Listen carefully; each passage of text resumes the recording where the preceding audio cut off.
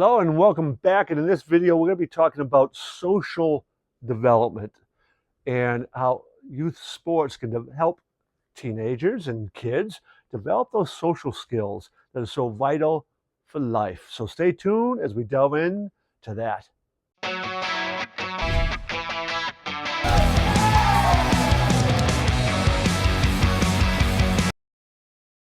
Well, if we're going to talk about social development in sports, we're going to need to talk about how sports can contribute to communication skills and problem solving and handling conflicts that can happen between teammates, and how to transfer these skills, develop them, and transfer them beyond the field or the athletic arena. We'll be covering all of that in this video. And no matter what sport you're in, communicating with teammates is really important and powerful. My son, who was a baseball player, he's now actually back at his high school coaching, and that's one of the things he says that the kids they're dealing with aren't good at, is communicating with each other, not just about within the moment of the game. And lots of times people who don't play the game of baseball don't understand how much communication there really is going on between fielders on shifting, coming in, moving back, who's got the ball, relays, all these things that are kind of going behind the scene, little signals. But even more importantly, the practices and in the dugout when things aren't going well, and the picking you up afterwards. There's a game I remember well when he was competing in high school. And we worked as a team beforehand because they're going to be facing one of the top pitchers in the country, not just in the area, but a D1 commit to one of the great baseball programs, Vanderbilt University. And the two teams were good. They were both higher ranked at that time, so they knew this was a big game. And in that meeting beforehand, we talked about that communication and picking each other up when a mistake was made. And all the years I coached, I constantly talked about communicating with each other about that very thing, to forget what just happened, to wipe it off. It's gone, it's history. If you made a mistake, your job is to make fewer mistakes than your opponent. All right, that's ultimately what you're trying to do. And communication is vital in that. So sports mandate it. Now, by the nature of sports, particularly team sports like soccer and basketball and hockey, and yes, even baseball, where there's coordination, there's lots of moving parts. Um, those communication skills start getting developed at an early age, because when you're out there, you need to go through that.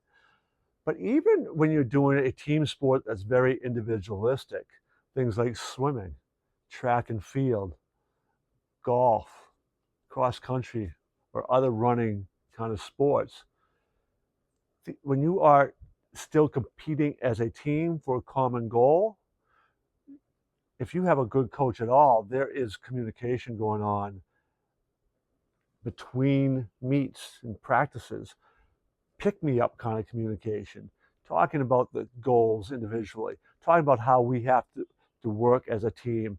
I still remember my wife talking about how in the cross country, there's a whole lot of communication to the top runners. My wife was one of the top runners, and how they could pull back to pull the others up, right? So if they pulled themselves back a little bit, so those in the back of the pack felt like they were close enough, they could pull them through, and as a team, as a pack, they run together. And she talked about seeing this demonstrated to a T by another college, Middlebury College, when towards the end she had pulled away, because you do that for so long, and then you got to kind of pull away from your team to score as high as you can.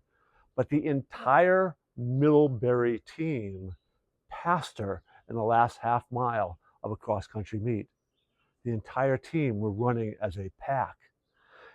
And undoubtedly, the leaders of those we're pulling the others along, getting them to rise up by pulling themselves back. And that begins with communication in practices and like in the classroom kind of setting as you talk about goals and everything else. So those communication skills oftentimes can be nonverbal, and they should be, in the ideal situation, very welcoming, right? And you'd be amazed at the teamwork on the field and how when you are teammates off the field and you hang out together off the field, you have lunch together in school off the field, when you connect off the field, how much that contributes to on the field activities. It's about building a culture and team orientation. My junior year in high school was probably the funnest team I ever was on, was my soccer team. And soccer was my third sport, right? I mean, I loved playing baseball. I got along great with the guys I played baseball with, but the real team was my soccer team. Every Sunday, there was a bowling alley in our town that had, you could rent a lane for pretty cheap.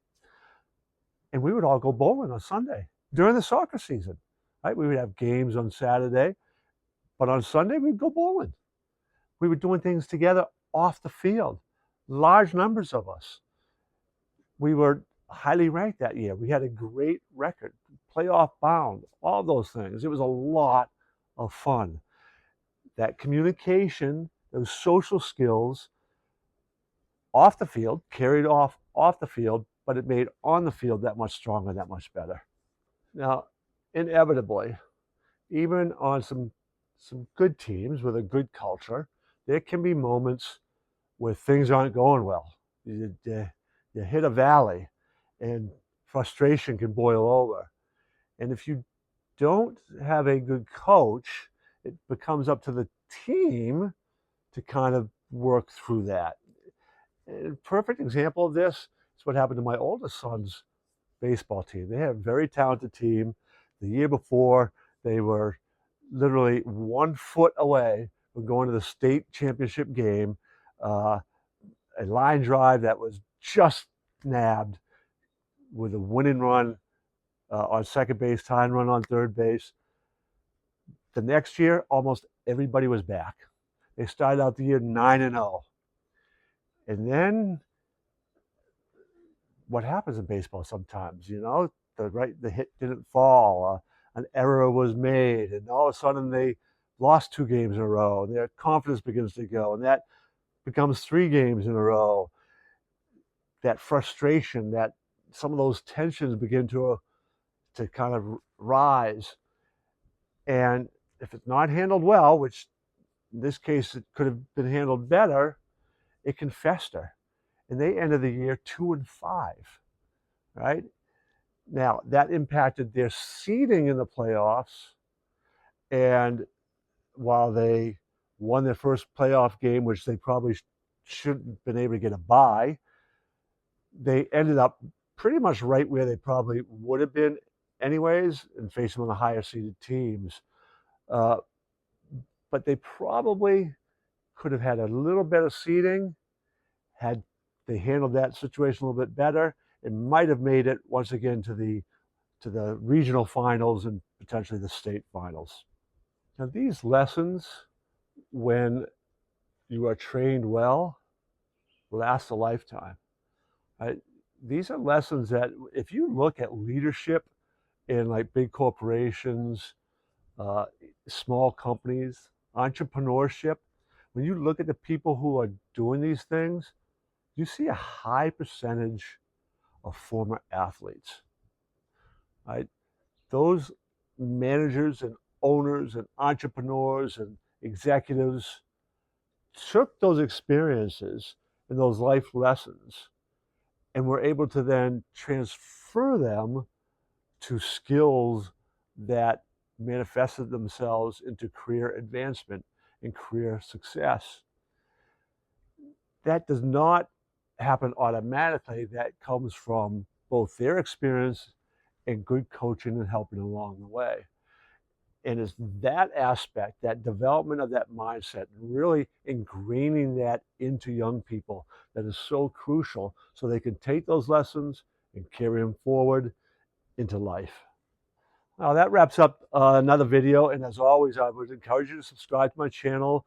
There's a whole lot more out there. I'm going to be adding more. There'll be all kinds of things for you to find. In particular, you might want to check out the video, what are the benefits of youth sports? Check that out. Come back, see some more. And I'll see you in another.